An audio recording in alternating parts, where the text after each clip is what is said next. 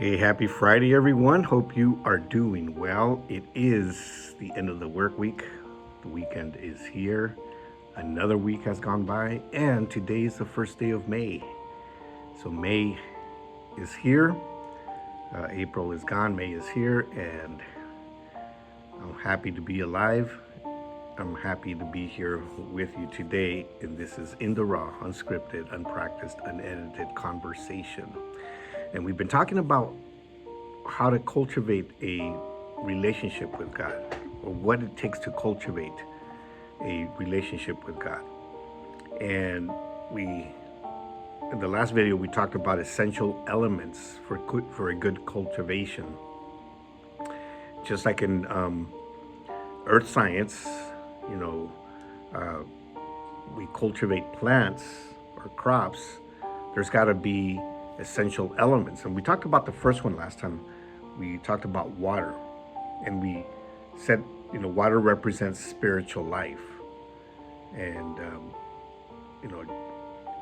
we said that water of life comes from Jesus, right? He said it himself. If anybody thirsts, come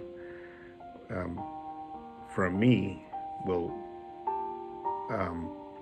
come out rivers of living water. And I'm paraphrasing.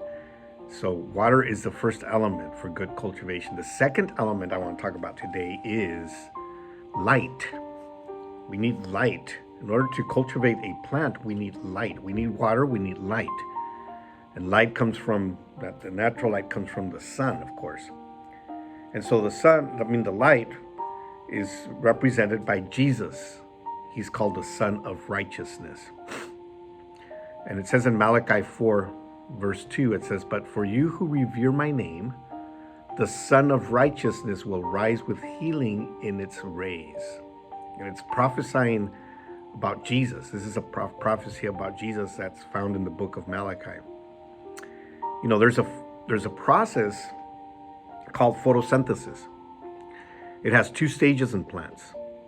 The first is known as the light phase. And in this phase, plant leaves capture energy in the form of light and transform it into chemical energy. Don't mean to teach a quick science lesson, but that's how this works.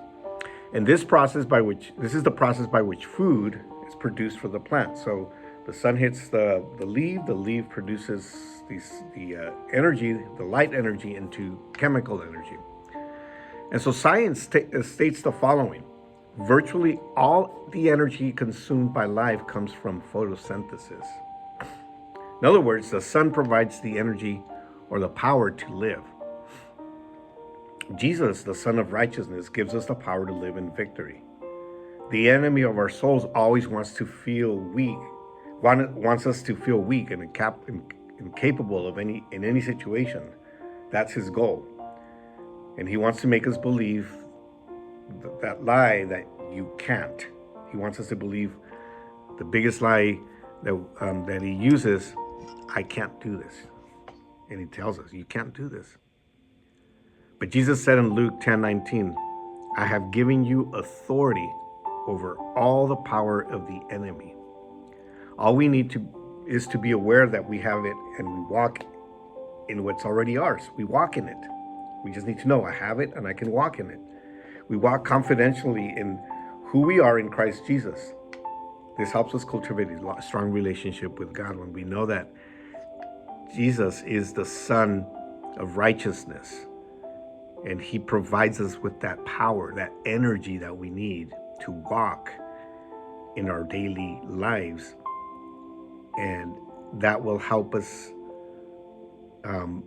understand and will reassure us that the enemy has no power over us. And when we do that, the more we do that, the more we practice that, the more we understand that, the more that we live that, the stronger relationship we're going to have with God. Because our relationship will be cultivated by this light, the Son of Righteousness, Jesus. So we've talked about water, which represents our spiritual life. We walk by the Spirit. And now light, which is the Son of Righteousness, which is the power that Jesus provides for us, the authority that he has given us over the enemy. And that will, both of those things will help us cultivate a relationship with God. All right, this one was a little shorter, but I hope you have an amazing rest of your day, an amazing weekend, and we will talk to you soon.